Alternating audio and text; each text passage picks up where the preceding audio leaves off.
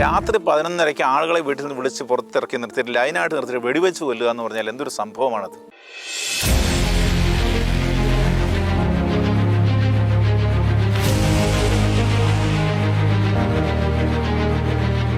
ഒന്നുകിൽ മതം മാറ്റം, ഇല്ലെങ്കിൽ മരണം, ഇല്ലെങ്കിൽ പലായനം എന്നാണ് മോസ്കുകളിലൂടെ പരസ്യമായിട്ട് വിളിച്ചു പറഞ്ഞത്. ഒരൊറ്റ ദിവസം കൊണ്ട് സ്വദേശത്ത് അഭയാർത്ഥികളായി മാറേണ്ടി വന്ന, എല്ലാവരും സമാധാന പ്രിയർ എന്ന് പറയുന്ന കാശ്മീരി പണ്ഡിറ്റുകൾ, അവർക്ക് യഥാർത്ഥത്തിൽ എന്താണ് സംഭവിച്ചത്? കാശ്മീരിൻ്റെ താഴ്വരയിൽ ഇസ്ലാമിക തീവ്രവാദ ഗ്രൂപ്പുകൾ നടത്തുന്ന ചില നിഗൂഢ നീക്കങ്ങൾ, സ്വാതന്ത്ര്യത്തിന് ശേഷം ഇങ്ങോട്ട് പല സന്ദർഭങ്ങളിലും സ്വന്തം കിടപ്പാടം പോലും കൈക്കുഞ്ഞുങ്ങളെയും കൈകളിലേന്തി ഓടി രക്ഷപ്പെട്ട കാശ്മീരി പണ്ഡിറ്റുകളുടെ അവസ്ഥ എന്തായിരുന്നു?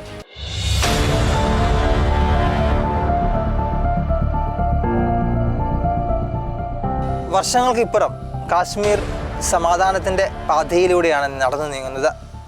യഥാർത്ഥത്തിൽ കാശ്മീർ പണ്ഡിറ്റുകൾക്ക് എന്താണ് സംഭവിച്ചതെന്ന് തറേക്കടവച്ചനിലൂടെ ഇന്ന് പ്രേക്ഷകരിലേക്ക് ഞങ്ങൾ എത്തിക്കുകയാണ്. ഒറ്റപ്പെട്ട ഒരു വിഭാഗമായ കാശ്മീർ പണ്ഡിറ്റുകളുടെ അവസ്ഥയെക്കുറിച്ച് തുറന്നു പറഞ്ഞ് കാശ്മീരിൻ്റെ ഇന്നത്തെ അവസ്ഥയും ഇന്ത്യൻ ഗവൺമെൻറ് കാശ്മീരിനെ സഹായിക്കുവാൻ എടുക്കുന്ന ചില നടപടികളെക്കുറിച്ചും നമ്മോട് പറഞ്ഞു വയ്ക്കുകയാണ് തറേക്കടവച്ചൻ. അച്ഛനെ ഈ പ്രോഗ്രാമിലേക്ക് ഏറെ സ്നേഹത്തോടെ സ്വാഗതം ചെയ്യുന്നു. തുറന്നു പറഞ്ഞ തറേക്കടവിലച്ഛൻ. അച്ഛാ, കഴിഞ്ഞൊരു എപ്പിസോഡിൽ നമ്മൾ ചർച്ച ചെയ്തത് പാകിസ്ഥാനിലെ ന്യൂനപക്ഷങ്ങൾ അനുഭവിക്കുന്ന ദുരിതങ്ങളെക്കുറിച്ചാണ്. ഇന്ന് നമ്മൾ ചർച്ച ചെയ്യാൻ ആഗ്രഹിക്കുന്നത് ഇന്ത്യയുടെ ഭാഗമായ കാശ്മീരിൽ കാശ്മീരി പണ്ഡിറ്റുകൾ അനുഭവിക്കുന്ന ദുരിതങ്ങളെക്കുറിച്ചാണ്. യഥാർത്ഥത്തിൽ ഇന്ത്യയിൽ നിന്നുകൊണ്ട് ഇന്ത്യയിലെ കാശ്മീരി പണ്ഡിറ്റുകൾ നേരിടുന്ന ചില അവസ്ഥകൾ ഒന്ന് പ്രേക്ഷകരുമായിട്ട് പങ്കുവയ്ക്കാം. ഷെക്കിന പ്രേക്ഷകർക്കെല്ലാം നമസ്കാരം. 2019 കേന്ദ്ര സർക്കാർ ആർട്ടിക്കിൾ 370 എടുത്തു മാറ്റുന്നത് വരെ, പിൻവലിക്കുന്നത് വരെ ജമ്മു കാശ്മീർ ഒരു പ്രത്യേക സ്ഥലമായിട്ട് കരുതപ്പെട്ടിരുന്നു. ഇതിൻ്റെ പശ്ചാത്തലം ഒന്ന് മനസ്സിലാക്കിയാൽ മാത്രമേ കാശ്മീരി പണ്ഡിറ്റുകളുടെ കഥ മനസ്സിലാക്കാനായിട്ട് സാധിക്കുമാവുകയുള്ളൂ. 1947 സ്വാതന്ത്ര്യത്തിന് മുമ്പ് മഹാരാജ് ഹരി സിംഗ് ഭരിച്ചിരുന്ന ഒരു നാട്ടുരാജ്യമായിരുന്നു ഈ ജമ്മു കാശ്മീർ എന്ന് പറയുന്നത്. ഇവർക്ക് മറ്റ് രാജ്യങ്ങൾ ചെയ്യുന്നത് പോലെ ഇന്ത്യയിലോ പാകിസ്ഥാനിലോ ചേരാനോ സ്വതന്ത്രമായിട്ട് നിൽക്കാനോ ഉള്ള സ്വാതന്ത്ര്യം ഉണ്ടായിരുന്നില്ല. പക്ഷേ ഇവരാരോടും ചേർന്നില്ല. 1947 പാകിസ്ഥാൻ്റെ സഹായത്തോടെ ഈ തീവ്രവാദ ഗ്രൂപ്പുകൾ ഈ ജമ്മു കാശ്മീർ ആക്രമിച്ച അവസരത്തിൽ മഹാരാജ സിംഗ് ഇന്ത്യയോട് സഹായം ചോദിക്കുകയും പകരമായി ഒരു ഇൻസ്ട്രുമെൻ്റ് ഓഫ് അക്സഷൻ എന്ന് പറയുന്ന ഒരു ട്രീറ്റി ഒക്ടോബർ 26 1947 ഒപ്പുവയ്ക്കുകയും ചെയ്തു. ഇതിൻ്റെ ഭാഗമായിട്ട് ഇത് ഇന്ത്യയുമായിട്ട് കാശ്മീരിനെ കൂട്ടിച്ചേർക്കുന്ന ഒരു ട്രീറ്റിയാണ്.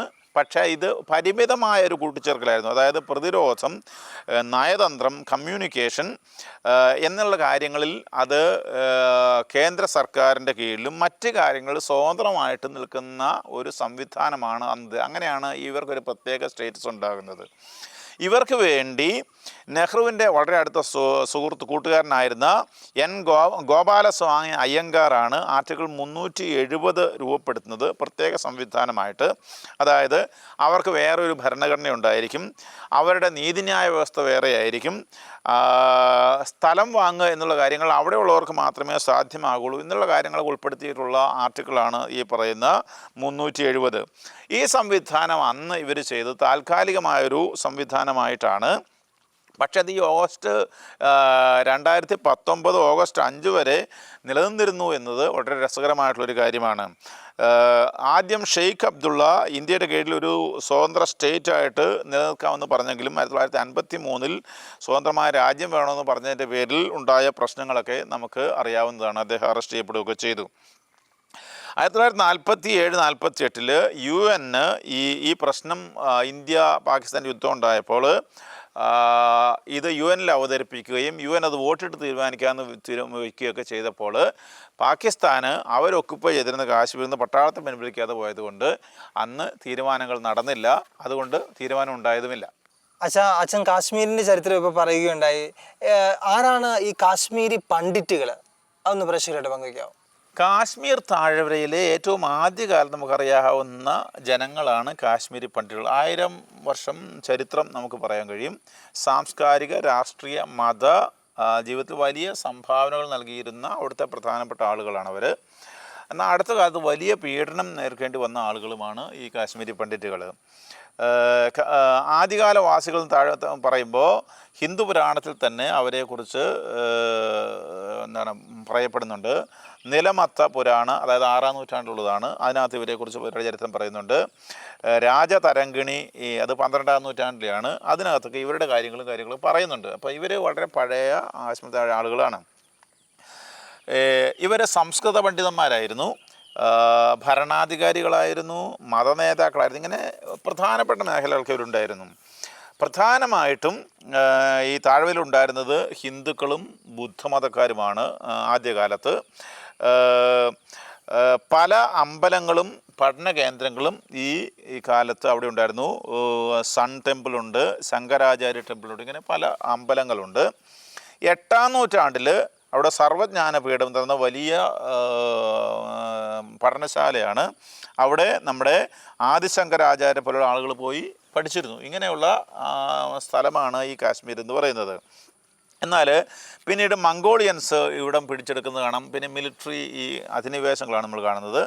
14-ാം നൂറ്റാണ്ടിൽ ഇവിടെ ഇസ്ലാമിക ഭരണം ഉയർന്നു വരുന്നത് കാണാം. അതിന് കാരണക്കായിട്ട് നിന്നത് പ്രധാനമായിട്ടും സുൽത്താൻ സിക്കന്ദറാണ്. കാശ്മീർ താഴ്വരയെ ഇസ്ലാമികവൽക്കരിച്ച പ്രധാനപ്പെട്ട ഒരു വ്യക്തി എന്ന് പറയുന്നത് സിക്കന്ദർ ഷാ മിറിയാണ്. ഇദ്ദേഹം കാശ്മീരിൽ അതിനൊരു ഭരണാധികാരിയായ കുത്ത് ബുദ്ധിൻ്റെ മകനായിരുന്നു. ഭരണത്തിൽ വരുമ്പോൾ അവിടെ അന്ന് ഹിന്ദുക്കളും ബുദ്ധിസ്റ്റുകളും മുസ്ലിങ്ങളും ഒക്കെയുണ്ട്. ഇദ്ദേഹത്തിന് വിഗ്രഹ നാശകൻ എന്നുള്ള പേരും കിട്ടിയിട്ടുണ്ട്. ഇദ്ദേഹം എന്ത് ചെയ്യുമെന്ന് ചോദിച്ചാൽ, ഇദ്ദേഹത്തിൻ്റെ പ്രധാനമന്ത്രിയായിരുന്ന ഒരു ഇസ്ലാമിക അനുയായിയുണ്ട്. അദ്ദേഹം ഒരു പുതിയതായിട്ട് ഇസ്ലാം ചേർന്ന ഒരാളായിരുന്നു. ഇദ്ദേഹത്തിൻ്റെ സ്വാധീനത്തിൽപ്പെട്ട് കടുത്ത ഇസ്ലാമിക ചിന്തകനായിട്ട് മാറുകയും ഹിന്ദുക്കളുടെ അമ്പലങ്ങൾ തകർക്കുക, ഹിന്ദു ആചാരങ്ങൾ നിരോധിക്കുക, നിർബന്ധിത മതപരിവർത്തനം നടത്തുക, സംസ്കൃത ഗ്രന്ഥങ്ങൾ തീയിലിട്ട് കത്തിക്കുക, ഇങ്ങനെയുള്ള കർമ്മങ്ങൾ ചെയ്താണ് ഈ കാശ്മീർ താഴ്വരയെ ഇസ്ലാമികവൽക്കരിച്ചത്. അങ്ങനെ കാശ്മീരിൽ ഹിന്ദു ബുദ്ധ മതങ്ങൾ ബലഹീനമായി തീർന്നു. അദ്ദേഹത്തിൻ്റെ മകനും കുറച്ച് നാളത്തേക്ക് ഈ പോളിസി തുടർന്നു എന്നാണ് നമ്മൾ മനസ്സിലാക്കുന്നത്. ഇതിൻ്റെ ഫലമായിട്ട് കാശ്മീരി പണ്ഡിറ്റുകൾ തന്നെ ചില ഭാഗം മുസ്ലിമായിട്ട് മാറി. അങ്ങനെ കാശ്മീരിൽ ഒരു പുതിയ മുസ്ലാമിക സമൂഹം രൂപം കൊണ്ടു എന്ന് പറയാം. 1420 മുതൽ 470 വരെ വാസ്തവത്തിൽ ഇവർ കുറച്ച് ശാന്തമായിട്ടുള്ളൊരു കാലഘട്ടമായിരുന്നു. സൈനുൽ അബിദീൻ ഒരു നല്ല ഭരണാധികാരിയായിരുന്നു. അതുകൊണ്ട് ഈ അവിടുന്ന് നാടുവിട്ട് പോയ പീഡനം നിമിത്തം നാടുവിട്ട് പോയ പണ്ഡിറ്റുകളൊക്കെ അക്കാലത്ത് തിരിച്ചു വരികയും ചെയ്തു എന്നാണ് പറയുന്നത്. 1586 മുഗൾ ചക്രവർത്തി അക്ബർ കാശ്മീർ കീഴടക്കി. അപ്പോൾ അദ്ദേഹം ഈ പണ്ഡിറ്റുകളെ വലിയ കാര്യങ്ങൾ ചെയ്യിച്ചിരുന്നു. അതായത് അദ്ദേഹം ഭരണത്തിൽ ഉൾപ്പെടുത്തിയിരുന്നു. പിന്നീട് വന്ന മുഗൾ ചക്രവർത്തിമാർ ഔറംഗസീബ്, ദുറാണിസ് എന്നിവർ എന്നാൽ മതമർദ്ദനത്തിൻ്റെ പാതയാണ് പിന്തുടർന്നത്. അപ്പോൾ ഇങ്ങനെ നമുക്ക് മറിഞ്ഞും തിരിഞ്ഞും പല കാര്യങ്ങൾ കാണാം. പല പണ്ഡിറ്റുകളും അങ്ങനെ വീണ്ടും നാട് വിട്ടു. അവർ ഡൽഹി, പഞ്ചാബ്, വടക്ക് ഇന്ത്യയുടെ പല ഭാഗങ്ങളും ഇങ്ങനെ അഭയം തേടി. 1819 മുതൽ 1947 വരെ സിഖുകാരും ദോഗ്രക്കാരും അവിടെ ഭരിച്ചു. ഈ അവസരത്തിൽ മഹാരാജ് രഞ്ജിത് സിംഗ് ഈ കാശ്മീർ താഴ്വര കീഴ്പ്പെടുത്തിയപ്പോൾ പണ്ഡിറ്റുകൾ സംരക്ഷിക്കപ്പെട്ടു. തിരിച്ചു വരാൻ അവർക്ക് അവസരം കിട്ടി. പിന്നീട് വന്ന ഹിന്ദു ഭരണാധികാരികളും അവർ നിയന്ത്രണം ഏറ്റെടുത്തപ്പോൾ, അതായത് ട്രീറ്റി ഓഫ് അമൃത്സറിലൂടെ ഏറ്റെടുത്തപ്പോൾ ഇവർക്ക് ഈ ഭരണത്തിലുമൊക്കെ അവരെ സമൂഹത്തിൽ പ്രത്യേകമായിട്ട് ഇടപെട്ട് സമൂഹത്തിൻ്റെ ഭാഗമായിട്ട് ജീവിച്ചു വന്നിരുന്നു. 1989-90 കാശ്മീരിൽ ഇസ്ലാമിക തീവ്രവാദം കൂടുതൽ ശക്തിപ്പെട്ടൊരു കാലമാണ്. പാകിസ്ഥാനിൽ നിന്ന് കടന്നു വന്ന തീവ്രവാദ ഗ്രൂപ്പുകൾ പണ്ഡിറ്റുകളെ ലക്ഷ്യം വെച്ചു എന്നത് പ്രധാനപ്പെട്ട കാര്യമാണ്. പലരെയും കൂട്ടക്കൊല നടത്തി. അതിനകത്ത് ജമ്മു കാശ്മീർ ലിബറേഷൻ ഫ്രണ്ട്, ഹിസ്ബുൾ മുജാഹിദീൻ തുടങ്ങിയ ഗ്രൂപ്പുകളാണ് പലരെയും അന്നുണ്ടായിരുന്നത്. പലരെയും കിഡ്നാപ്പ് ചെയ്തു, ബലാത്സംഗം ചെയ്തു, വീടുകളും അമ്പലങ്ങളും തകർത്തു. ഇങ്ങനെ മുമ്പോട്ട് പോയിക്കൊണ്ടിരുന്ന ഒരു സാഹചര്യം അക്കാലത്ത് കാശ്മീരിലുണ്ടായിരുന്നു. ഇതിൽ വളരെ പ്രധാനപ്പെട്ട ഒരു സംഭവമാണ് 1990 നടന്ന പുറപ്പാട് എന്ന് അവർ വിശേഷിപ്പിക്കുന്ന സ്ഥലം. അച്ഛാ, ഈ കാശ്മീരി പണ്ഡിറ്റുകളെ സംബന്ധിച്ച് ചരിത്രത്തിൽ തന്നെ അവർക്ക് മറക്കാനാകാത്തൊരു സംഭവമാണ്, അവരുടെ ജീവിതത്തിലെ ഏറ്റവും വലിയ മുറിപ്പാടാണ് പുറപ്പാട്. യഥാർത്ഥത്തിൽ എന്താണ് അതൊന്ന് വ്യക്തമാക്കാവോ? ഇന്ത്യയുടെ ചരിത്രത്തിലെ തന്നെ വളരെ ദാരുണമായിട്ടുള്ള ഉണക്കാൻ പറ്റാത്തൊരു മുറിപ്പാടാണ് 1990 ജനുവരിയിൽ നടന്ന പുറപ്പാട് എന്ന് പറയുന്നത്. അതായത് കാശ്മീരിലെ മോസ്കുകളിൽ ഒരു അനൗൺസ്മെൻറ്റ് വരികയാണ്. അവിടെ പബ്ലിക്കായിട്ട് വിളിച്ചു പറയുന്ന കാര്യമാണ്, ഒന്നുകിൽ മതം മാറുക, ഇല്ലെങ്കിൽ പലായനം ചെയ്യുക, ഇല്ലെങ്കിൽ മരണം. ഇങ്ങനെ 3 ചോയ്സുകളാണ് അവർ പറയുന്നത്. ജനുവരി 19 ആയപ്പോഴത്തേക്കും ആളുകൾ റോഡുകളിലേക്ക് ഇറങ്ങി, തെരുവുകളിലിറങ്ങി, ഹിന്ദുക്കൾക്കെതിരെ വലിയ മുദ്രാവാക്യങ്ങളൊക്കെ വിളിച്ചു, മുസ്ലിങ്ങൾക്ക് വേണ്ടിയുള്ള മുദ്രാവാക്യങ്ങൾ വിളിച്ചു. സ്ത്രീകളെയൊക്കെ ഉപേക്ഷിച്ച് ഓടിപ്പോകാനായിട്ട് ഇവർ ആളുകളെ ആഹ്വാനം ചെയ്യുകയാണ്. അവർ ചുറ്റു നടന്ന് വീടുകൾ കൊള്ളയടിക്കാനും, ആയുധധാരികളാണ് കേട്ടോ, വീടുകൾ കൊള്ളയടിക്കാനും നശിപ്പിക്കാനൊക്കെ തുടങ്ങി. 300 പണ്ഡിറ്റുകൾ അന്ന് കൊല്ലപ്പെട്ടു, വളരെ ക്രൂരമായിട്ട് കൊല്ലപ്പെട്ടു. ആ ഒരു സംഭവത്തോടു കൂടി 3.5 ലക്ഷം ആളുകൾ അവിടുന്ന് തങ്ങളുടെ വീടും സമ്പത്തും കാര്യങ്ങളെല്ലാം ഉപേക്ഷിച്ച് പലായനം ചെയ്തു. രക്ഷിക്കുന്ന കാര്യത്തിൽ ഗവൺമെൻറ് പരാജയപ്പെട്ടു എന്ന് പറയാം. ഇതിൽ പല ആളുകളും ഇന്നും റെഫ്യൂജി ക്യാമ്പുകളിൽ ജീവിക്കുന്നു എന്നാണ് മനസ്സിലാക്കുന്നത്. ഇനി മറ്റൊരു സംഭവമാണ് ഇതിനോട് ബന്ധപ്പെട്ടുള്ള, അല്ലെങ്കിൽ സമാനമായൊരു സംഭവമാണ് 2003 മാർച്ച് 23 നടന്നത്. നദീമാർഗിലെ കൂട്ടക്കൊല എന്നറിയപ്പെടും പുൽവാമ ജില്ലയാണ്.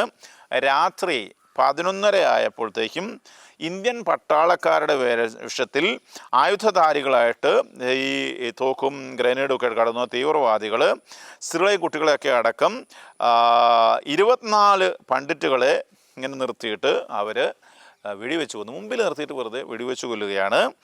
ഇത് ചെയ്തത് ലഷ്കർ ഇ തായിബ ആണ്, പാകിസ്ഥാനിൽ ബേസ്ഡ് ആണ്. ഗവൺമെൻറ് പല ഉറപ്പുകളും നൽകിയെങ്കിലും നീതി കിട്ടിയില്ല എന്നതാണ് വാസ്തവം. പണ്ഡിറ്റുകളുടെ ഭയം വർദ്ധിക്കുകയും ചെയ്തു. ഇങ്ങനെയൊരു സ്ഥലത്ത് എങ്ങനെ ജീവിക്കാൻ കഴിയും എന്ന് നമ്മൾ തന്നെ ആലോചിച്ചാൽ മനസ്സിലാകും. ഈ പലായനം വഴി ഉണ്ടായത് കാശ്മീർ താഴ്വരയിൽ അവരുടെ എണ്ണം 1%, അതായത് അവർ 1% അവിടെയുള്ളൂ. സ്വന്തം രാജ്യത്ത് അഭയാർത്ഥികളായി തീർന്നവരാണ് ഈ കാശ്മീരി പണ്ഡിറ്റുകൾ എന്ന് പറയുന്നത്. ഇന്നും ക്യാമ്പുകൾ ജീവിക്കുന്നത് ഞാൻ പറഞ്ഞു. ഈ ഗവൺമെൻറ് ഇവരെ പുനരധിവസിക്കുന്ന അതിൽ അധിവസിക്കുമെന്ന് പറയുമ്പോഴും അവർക്ക് ഭയമാണ്. സ്വാഭാവികമായിട്ടും നമുക്ക് മനസ്സിലാക്കിയെടുക്കാം. ഇതാണ് ഇന്നത്തെ അവരുടെ അവസ്ഥ. ഏതാണ്ട് 3000 പണ്ഡിറ്റുകളാണ് കാശ്മീരിൽ നിന്നുള്ളത്. മിക്കവരും സംരക്ഷിത മേഖലകളിൽ ജീവിക്കുന്നവരാണ്. അച്ഛാ, ഇങ്ങനെയുള്ളൊരു സാഹചര്യത്തിൽ ആർട്ടിക്കിൾ 370 എടുത്തു കളഞ്ഞതായിട്ട് പറയുകയുണ്ടായല്ലോ. അപ്പോൾ എന്താണ് പിന്നീട് സംഭവിച്ചത്? ഇന്ത്യയിൽ നിരന്തരമായിട്ടൊരു പ്രശ്നമായിരുന്നു ഈ കാശ്മീർ എന്ന് നമുക്കറിയാം. സ്വാതന്ത്ര്യം മുതൽ ഇങ്ങോട്ട് പിന്നെ അത് തീവ്രവാദം ഇങ്ങനെ കൂടി വരികയാണ്. ഇതിനെ പരിഹരിക്കാനായിട്ട് ഇന്ത്യ ചെയ്തതിൽ വളരെ പ്രധാനപ്പെട്ട കാര്യം ഞാൻ മനസ്സിലാക്കുന്നത് 2014 നാഷണൽ സെക്യൂരിറ്റി അഡ്വൈസറായ ഉപദേഷ്ടാവായിട്ട് അജിത് ഡോവലിനെ ഈ സെൻട്രൽ ഗവൺമെൻറ് കൊണ്ടുവന്നു എന്നുള്ളതാണ്. കാരണം അതോടുകൂടി ഈ കാര്യങ്ങളൊക്കെ തിരിഞ്ഞു എന്നുള്ളതാണ്. അദ്ദേഹത്തിൻ്റെ ഒരു സ്വാധീനത്തിലാണ് ഈ 370 എടുത്തു മാറ്റുന്നതെന്ന് നമ്മൾ മനസ്സിലാക്കുന്നത്. ഇദ്ദേഹം കേരള കേഡറ്റിൽ IPS ചേർന്നയാളാണ്. 1968 ഇൻ്റലിജൻസ് ബ്യൂറോയിലായിരുന്നു മിക്കവാറും കാലം വർക്ക് ചെയ്യുന്നത്. അതിൻ്റെ ഡയറക്ടറായിട്ടും ജോലി ചെയ്തിട്ടുണ്ട് 2004-2005 കാലഘട്ടത്തിൽ. സീക്രട്ടായിട്ട് ഇങ്ങനെ നുഴഞ്ഞ കാര്യത്തിന് ഒരു വിദഗ്ധനാണ് ഇദ്ദേഹം. 1980കളിൽ ഖാലിസ്ഥാൻ എൻ്റെ ഈ സെപ്പറേറ്റിസ്റ്റ് മൂവ്മെൻറ്റ് വന്നപ്പോഴത്തേക്ക് അവരുടെയൊക്കെ നുഴഞ്ഞു കയറി അവരെയൊക്കെ ബലക്ഷയപ്പെടുത്തിയത് ഇദ്ദേഹമാണെന്ന് പറയപ്പെടുന്നു. അതുപോലെ തന്നെ 1988 തീവ്രവാദ ഗ്രൂപ്പുകൾ ഒന്നു ചേർന്നപ്പോൾ ഏറ്റവും ആളപാചം കുറച്ച് ആ പ്രശ്നം പരിഹരിച്ചത് ഇദ്ദേഹമാണെന്നാണ് പറയുന്നത്. അതുപോലെ പാകിസ്ഥാനിൽ നുഴഞ്ഞു കയറുന്നതിന് ഇദ്ദേഹം തൻ്റെ കഴിവ് തെളിയിച്ചിട്ടുള്ള ആളാണ്. റിട്ടയർ ചെയ്തതിന് ശേഷം 2014 അദ്ദേഹത്തെ ദേശീയ സുരക്ഷാ ഉപദേഷ്ടാവായിട്ട് ഈ പ്രധാനമന്ത്രി നിയമിക്കുന്നത്. അദ്ദേഹം സ്വീകരിച്ചൊരു നയം ഡിഫെൻസീവ് ഒഫൻസ് എന്നുള്ളതായിരുന്നു. അത് ഇന്ത്യക്ക് ബേസിക്കലി പാകിസ്ഥാൻ വേണ്ട, അല്ലെങ്കിൽ ചുറ്റുമുള്ള രാജ്യമൊന്നും വേണ്ട. പക്ഷേ ഇന്ത്യക്കാർക്ക് ജീവിക്കണമല്ലോ. നിരന്തരമായിട്ട് ഇന്ത്യയിൽ നുഴഞ്ഞു കയറി പ്രശ്നങ്ങളുണ്ടാക്കിയാൽ പരാജയപ്പെടുന്ന സ്ട്രാറ്റജികളല്ല, നമുക്ക് വിജയകരമായിട്ട് മാറുന്ന സ്ട്രാറ്റജികൾ ഡിവൈസ് ചെയ്യാനായിട്ട് ആളുകൾക്ക് കഴിയണം. അതിന് അദ്ദേഹത്തിൻ്റെ ഈ കഴിവ് തെളിയിച്ച് കണ്ടത് പ്രധാനമായിട്ടും 2 സംഭവങ്ങളാണ് ഈ നമ്മുടെ രാജ്യത്ത് നടന്നത്. 2016 2019. 2016 ഊറിയിലുള്ള അറ്റാക്ക്, ഈ എന്താണ് ഊറിയിലുള്ള പ്രവർത്തനമാണ്. ബാരമുള്ള ജില്ലയിലെ അതിരാവിലെ സായുധധാരികളായിട്ടുള്ള 4 തീവ്രവാദികൾ ഇന്ത്യൻ ആർമി ബേസിൽ നുഴഞ്ഞു കയറുകയും അവർ AK-47 തോക്കുകളും ഗ്രനേഡുകളും ഒക്കെ ആയിട്ട് വരുന്നത് ഉറങ്ങിക്കിടന്ന പട്ടാളക്കാരെ ആക്രമിക്കുകയും ചെയ്തു. ഇന്ധനശാലയ്ക്ക് തീ വെച്ചു. വലിയ നാശമുണ്ടായി. 19 പേര് മരിച്ചു, 30 പേര് മുറിവേറ്റു. ഈ തീവ്രവാദികളും കൊല്ലപ്പെട്ടു എന്നുള്ളത് ശരിയാണ്. 2016 സെപ്റ്റംബർ 18 ഈ ആക്രമണം നടക്കുന്നതെങ്കിൽ 29 തീയതി ഇവരെ തിരിച്ചാക്രമിച്ചുകൊണ്ടാണ് അതിന് മറുപടി കൊടുത്തത്. ജെയ്ഷെ മുഹമ്മദാണ് ഇതിൻ്റെ പറയുന്നതിൽ നിന്ന് ഇൻ്റലിജൻസ് റിപ്പോർട്ടുണ്ടായിരുന്നു. തിരിച്ചാക്രമിച്ചപ്പോൾ ഒരു ഇന്ത്യയുടെ കൗണ്ടർ ടെററിസം സ്ട്രാറ്റജി തന്നെ മാറുന്ന ഒരു സംവിധാനത്തിലേക്ക് മാറി, അങ്ങോട്ട് ആക്രമണം നടത്തിയവരെ. അതുപോലെ തന്നെ 2019 ഫെബ്രുവരി 14 നമുക്കറിയാം, വാർത്തകൾ വന്നതാണ്. ഒരു ഈ സ്ഫോടക വസ്തുക്കൾ നിറച്ച ഒരു ട്രക്ക് CRPF-ൻ്റെ ഒരു കോൺവോയിലേക്ക്, അതായത് 2500 ഭടന്മാർ യാത്ര ചെയ്തിരുന്ന 78 ബസ്സുകളിലായിട്ട് യാത്ര ഒരു കോൺവോയിലേക്ക് ഒരു വണ്ടി ഇടിച്ചു കയറ്റി. അത് നമ്മുടെ ജമ്മു ശ്രീനഗർ ഹൈവേയിലാണ്. ഇടിച്ചു കയറിയപ്പോൾ വലിയ നാശനഷ്ടമുണ്ടായി. ഒരു ബസ് പൂർണ്ണമായിട്ടും നശിച്ചുപോയി. സമാനമായൊരു സംഭവമാണ് 2019 നടക്കുന്നത്. CRPF ഭടന്മാർ യാത്ര ചെയ്തിരുന്ന 78 ബസ്സുകൾ 2500 ഭടന്മാർ യാത്ര ചെയ്യുകയാണ്. ജമ്മു കാശ്മീർ ശ്രീനഗർ ഹൈവേയിലാണ്. അങ്ങനെ പോകുമ്പോഴത്തേക്കും ഒരാൾ തീവ്രവാദി ഒരു വണ്ടി നിറച്ച് സ്ഫോടക വസ്തുക്കൾ നിറച്ച് ഈ കോൺവോയുടെ നേരെ ഇടിച്ചു കയറുകയും 40 ഭടന്മാർ മരിക്കുകയും ചെയ്തു. ഒരു ബസ് പൂർണ്ണമായിട്ട് നശിച്ചു. ഇന്ത്യ ഇതിനോട് പ്രതികരിച്ചത് അവിടെ പാകിസ്ഥാനിലെ സ്ഥലങ്ങളിൽ എയർബേസ് ഇവരുടെ ട്രെയിനിങ് ക്യാമ്പുകൾ ബോംബിട്ടുകൊണ്ടാണ് എയർഫോഴ്സ് ആണ് ആക്രമിച്ചത്. വാസ്തവത്തിൽ 1971 ശേഷം ആദ്യമായിട്ടാണ് പാകിസ്ഥാൻ്റെ മണ്ണിൽ കയറി ഇങ്ങനെ ആക്രമണം നടത്തുന്നതെന്നാണ് പറഞ്ഞത്. ഇങ്ങനെ സംഭവിച്ചു കഴിഞ്ഞപ്പോഴത്തേക്കും തുടർന്നാണ് 2019 ജമ്മു കാശ്മീർ ഇതിൻ്റെ ഈ സ്വതന്ത്ര പദവിയൊക്കെ എടുത്ത് മാറ്റിയിട്ട് 2 സംസ്ഥാനങ്ങളായിട്ട് തിരിച്ചിട്ട് ഇന്ത്യയുടെ ഭാഗമാക്കി മാറ്റുന്നത്. അതോടുകൂടി ഇന്ത്യൻ ഭരണഘടനയും ഇന്ത്യൻ നിയമവ്യവസ്ഥയൊക്കെ ഇതിനെ ബാധകമാക്കുകയും അതോടുകൂടി വലിയ വ്യത്യാസങ്ങൾ വാസ്തവത്തിൽ നാട്ടിൽ വരികയും ചെയ്തു. മറ്റേ സ്ഥിരമായിട്ട് നമ്മൾ കാശ്മീരിൽ കേട്ടുകൊണ്ടിരുന്നത് ഈ മരിച്ചു പട്ടാൾക്കാർ മരിച്ചു, അവർ മരിച്ചു എന്നുള്ള വാർത്തകളായിരുന്നു. അതോടുകൂടി ഒത്തിരി വ്യത്യാസങ്ങൾ വന്നു. മാത്രമല്ല, ദേശീയ സുരക്ഷയിൽ വലിയ മാറ്റം സംഭവിച്ചതിൻ്റെ ഭാഗമായിട്ട് നമുക്കറിയാം PFI അറസ്റ്റൊക്കെ നടക്കുന്നത്. ഇവിടെ എന്നോ ഇത് മാറിപ്പോകുമായിരുന്നു, ഡൽഹി ഹൈക്കോടതി പറഞ്ഞതുപോലെ. എന്നാൽ PFI അറസ്റ്റ് ചെയ്തുകൊണ്ട് പോവുകയും തുടർച്ചയായിട്ട് ഇവർ കാര്യങ്ങൾ നടത്തുകയും ചെയ്തതോടുകൂടി രാജ്യത്തിനകത്തുള്ള സുരക്ഷയും വ്യത്യാസം വന്നു. ഇൻ്റലിജൻസ് സൈബർ സുരക്ഷ ഇദ്ദേഹം ആധുനികവൽക്കരിച്ചു. മാത്രമല്ല, ഈ ടെററിസ്റ്റിനെതിരെ ഫൈറ്റ് ചെയ്യുന്ന രാജ്യങ്ങളുമായിട്ട് കൂടിയ ബന്ധങ്ങൾ സ്ഥാപിച്ചു. US, ജപ്പാൻ, ഓസ്ട്രേലിയ ഇങ്ങനെ രാഷ്ട്രങ്ങളുമായിട്ട് കൂടുതൽ നയതന്ത്ര ബന്ധങ്ങളിലേക്ക് കടന്നു വന്നു. കൂടാതെ പാകിസ്ഥാനിലുള്ള പല ഗ്രൂപ്പുകളുണ്ടല്ലോ, ഈ ഗ്രൂപ്പുകളിൽ ചിലതിനെ സഹായിച്ചു എന്ന് ആരോപണമുണ്ട്. സഹായിച്ചു കൊണ്ടിട്ട് പാകിസ്ഥാനിൽ അവരുടെ പ്രശ്നങ്ങൾ കൂടുതൽ ഇടപെടേണ്ടി വരുമ്പോൾ തീർച്ചയായിട്ടും പുറത്തേക്കുള്ള തീവ്രവാദം കുറയ്ക്കുന്ന ഒരു സംവിധാനത്തേക്ക് കാര്യങ്ങൾ മാറി എന്ന് ഇങ്ങനെ പാകിസ്ഥാനിൽ ഇടപെടുന്നു എന്നുള്ള ആരോപണം പാകിസ്ഥാൻ പലയിടത്തും ഉയർത്താറുണ്ട്. അപ്പം നമ്മൾ ഇവിടുന്ന് നമുക്ക് ഈ ഇന്ത്യക്ക് വാസ്തവത്തിൽ ആരെയും പിടിച്ചെടുക്കേണ്ട കാര്യമില്ലെന്ന് നാം സൂചിപ്പിച്ചല്ലോ. പക്ഷേ നമുക്ക് ജീവിക്കാനുള്ള വിധത്തിൽ അവർ ചെയ്തില്ലെങ്കിൽ അവരുടെ ഭാഷ വേറെ ആയതുകൊണ്ടാണല്ലോ അങ്ങനെ ചെയ്യുന്നത്. നമ്മുടെ സാധാരണ ഭാഷയല്ല. അപ്പോൾ അവരുടെ ഭാഷയെ സംസാരിക്കുക എന്നുള്ളതാണ്. അതാണ് ഇന്ത്യ വാസ്തവത്തിൽ ബലൂചിസ്ഥാന് പാകിസ്ഥാനിലെ അവരുടെ സെപ്പറേറ്റിസ്റ്റുകളാണ്, അവരെ സപ്പോർട്ട് ചെയ്യുന്നുണ്ടെന്നുള്ള ആരോപണമുണ്ട്. പിന്നെ ബലൂചിസ്ഥാൻ ലിബറേഷൻ ആർമി ഈ പാകിസ്ഥാനെതിരെ യുദ്ധം ചെയ്യുന്ന ഗ്രൂപ്പുകൾ ഇവരെ നമ്മൾ സഹായിക്കുന്നുണ്ടെന്നൊക്കെ ആരോപണമുണ്ട്. 2016 സ്വാതന്ത്ര്യ ദിനത്തിൽ നരേന്ദ്രമോദി പ്രധാനമന്ത്രി ബലൂചിസ്ഥാൻ്റെ പേര് പറയുകയുണ്ടായി എന്നുള്ളത് ഒരു വാസ്തവമാണ്. അപ്പോൾ ഇങ്ങനെയുള്ള ചില കാര്യങ്ങൾ, അല്ലെങ്കിൽ നമ്മളവിടെ സിന്ധ് ദേശ് റവല്യൂഷണറി ആർമിയൊക്കെ ഉണ്ട്. ഇങ്ങനെയുള്ള ആളുകളെ നമ്മൾ സപ്പോർട്ട് ചെയ്യുന്ന പല കാര്യങ്ങളും ഉണ്ടായിരിക്കാം. എന്തായാലും ഈ കാലഘട്ടത്തിൽ ഇവരുടെ ഈ പ്രവർത്തനങ്ങൾ ഇവിടെ കുറഞ്ഞിട്ടുണ്ടെന്നുള്ളതും കുറച്ചും കൂടെ ഇന്ത്യ ശാന്തമായിട്ടുള്ളതും വാസ്തവമാണ്. ഇങ്ങനെയുള്ള സ്ട്രാറ്റജികൾ ചെയ്താലേ ഇന്ന് ഒരുപക്ഷെ മുമ്പോട്ട് പോകാൻ കഴിയുള്ളൂ എന്ന് വിചാരിക്കുന്നതുകൊണ്ടായിരിക്കാം. അപ്പോൾ ഈ 370 എടുത്ത് മാറ്റിക്കൊണ്ട് ഒരുപക്ഷെ പണ്ഡിറ്റുകളെ തിരിച്ച് സെറ്റിൽ ചെയ്യാൻ കഴിഞ്ഞേക്കാം എന്ന് വേണം വിചാരിക്കാൻ. മാത്രമല്ല, ഇന്ത്യ അന്തർദേശീയ തലത്തിൽ ഈ പാകിസ്ഥാനിലുള്ള പല പ്രശ്നങ്ങളും എടുത്തു കാണിക്കുകയും പാകിസ്ഥാൻ ചെയ്യുന്ന തീവ്രവാദത്തെ ഉയർത്തി കാണിച്ചുകൊണ്ട് പാകിസ്ഥാനെ ഇങ്ങനെ ഒറ്റപ്പെടുത്താനുള്ള ശ്രമമൊക്കെ നടക്കാറുണ്ട്. ഇങ്ങനെ പല വിധത്തിൽ പ്രവർത്തിക്കുന്നത് കൊണ്ട് വാസ്തവത്തിൽ ഇവിടെ കുറച്ചും കൂടെ ശാന്തത ഉണ്ട് എന്ന് വേണം വിചാരിക്കാനായിട്ട്.